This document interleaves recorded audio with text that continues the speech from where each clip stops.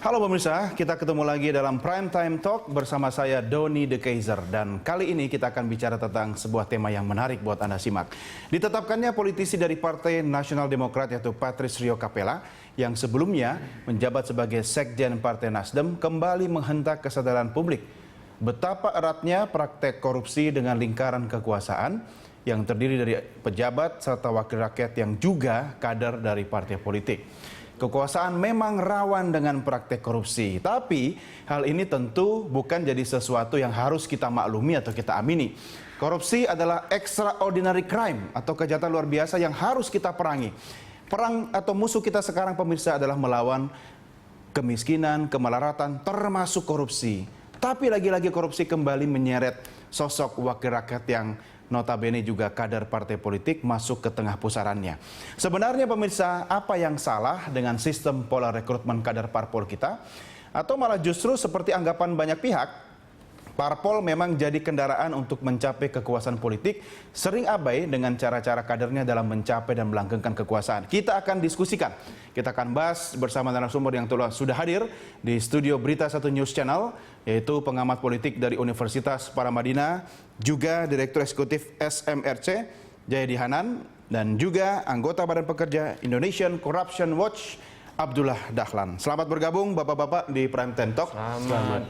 Baik, sebelum kita lanjutkan, saya akan mengajak Anda untuk menyimak yang berikut ini. Pemirsa, KPK menetapkan Sekretaris Jenderal Partai Nasional Demokrat Patrice Rio Capella sebagai tersangka kasus suap dana bantuan sosial atau Bansos di Sumatera Utara. Setelah ditetapkan sebagai tersangka, kasus yang juga menjerat Gubernur Sumatera Utara nonaktif Gatot Pujo Nugroho, Patrice langsung mengundurkan diri dari kepengurusan Partai Nasional Demokrat.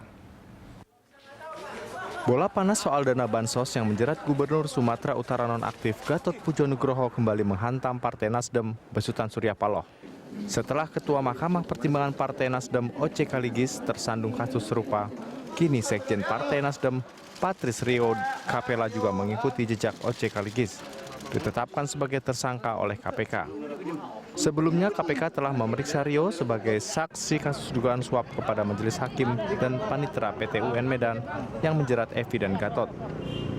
Menurut salah satu pimpinan sementara KPK Johan Budi, penetapan tersangka Patrice Rio Capella merupakan hasil pengembangan penyidikan dari kasus yang menjerat Gubernur Sumut nonaktif Gatot Pujo Nugroho dan istrinya Evi Susanti yang sudah lebih dulu berstatus tersangka. Selain penyidik juga telah menemukan 2 bukti permulaan yang cukup untuk menetapkan Patrice Rio Capella menjadi tersangka. Penyidik juga telah menemukan 2 bukti permulaan yang cukup yang kemudian menetapkan saudara PRC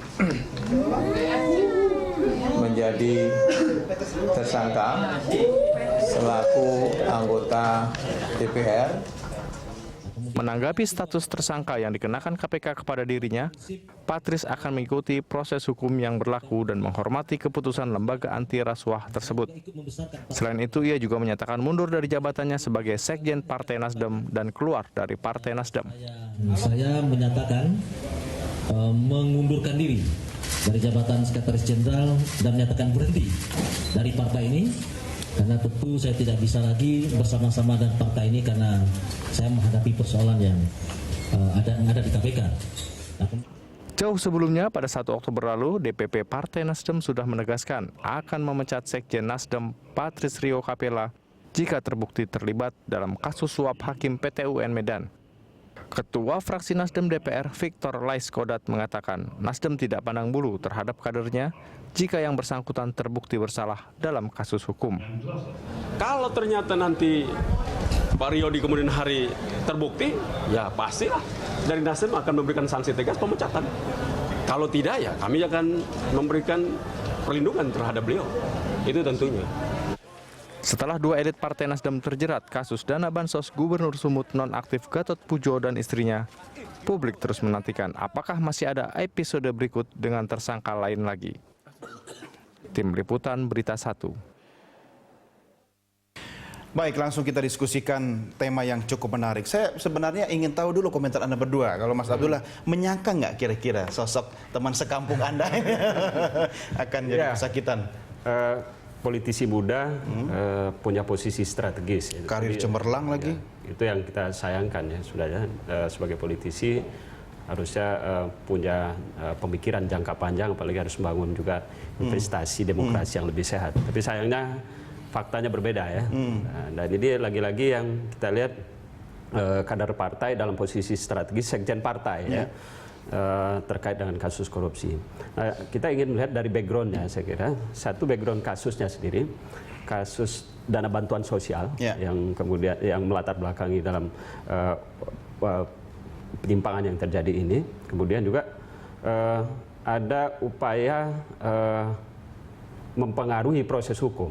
Jadi kalau dalam dugaan yang disangkakan dalam sebagai tersangka itu pasal 12 huruf A kecil dan B kecil. Jadi dalam posisi diduga beliau karena sebagai anggota DPR dan mempunyai pengaruh, kemudian yang yang disangkakan untuk mempengaruhi proses hukum yang sedang berjalan.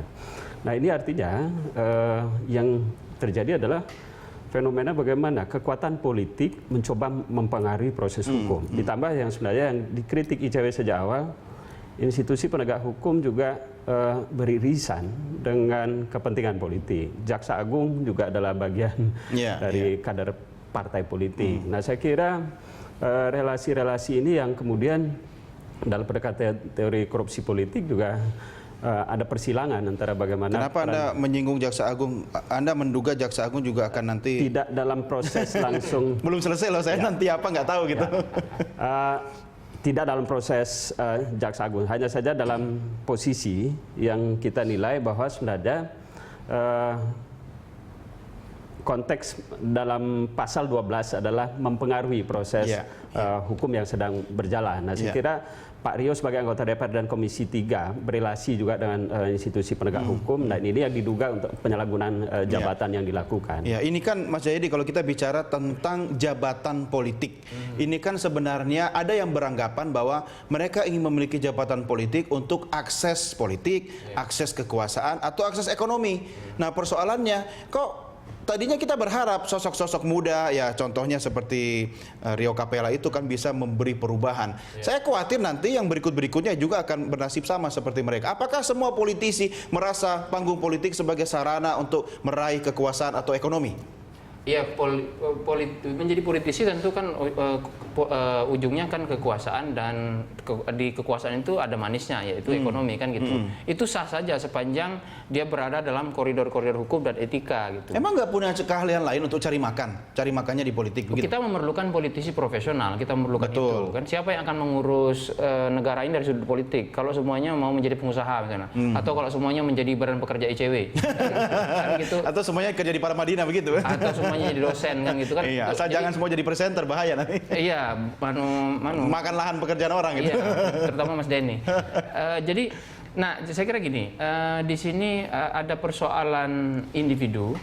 Nah, jadi Anda tadi mau menyebut individu kan, jadi ada persoalan di orientasi individu, politisi satu, tapi yang kedua jangan lupa ada persoalan di sistemnya juga gitu kan. Ini mau bicara soal proses rekrutmen. Sistem di partai politik maupun sistem pencegahan korupsi, pencegahan penindakan korupsi. Tapi Mas, kita bicara dari hulu ke hilir kan. Iya, seseorang bisa masuk dalam sistem partai politik itu kan mulai dari proses rekrutmennya. Anda melihat yang vital dari mana? Iya. Jadi mulai dari rekrutmen sampai ke dalam pembinaan di partai politik itu tampaknya belum mampu mencegah seseorang itu dari dari proses-proses melakukan korupsi gitu. Jadi kalau selama ini misalnya anggota DPR maupun partai politik sering mengkritik KPK, bahkan mau merevisi undang-undang KPK dengan mengatakan KPK itu kok kerjanya penindakan aja, tapi pencegahannya kurang. Nah, partai politik sendiri tidak mampu melakukan pencegahan terhadap korupsi atau upaya korupsi dari partainya sendiri. Harusnya itu tugas partai politik, ya. Bahwa satu orang atau dua orang mungkin memiliki kecenderungan untuk korup, itu pasti ya. Tapi kan bisa dikawal dengan sistem seharusnya. Nah, itu. Jadi ini sekali lagi tragedi yang menunjukkan bahwa sekali lagi partai politik harus segera sadar untuk melakukan pembenahan dirinya. Jangan hanya sibuk mereformasi lembaga lain, ya. Misalnya mau merevisi KPK, merevisi lembaga-lembaga yang lain seperti KPU lah segala macam, tapi lupa mereformasi dirinya sendiri. Kan ini yang ya kita bicara soal bagaimana sistem di partai politik, ya. Masalahnya yang nanti menentukan bagaimana sistem di partai politik itu berjalan, partai politik juga. Jadi ini memang seperti telur dengan ayam. Karena itu kita hanya bisa mengatakan dan menekan ya, supaya partai politik segera melakukan pembenahan dari segi sistem itu. Yang dilakukan oleh partai politik sekarang cuman main di ujung.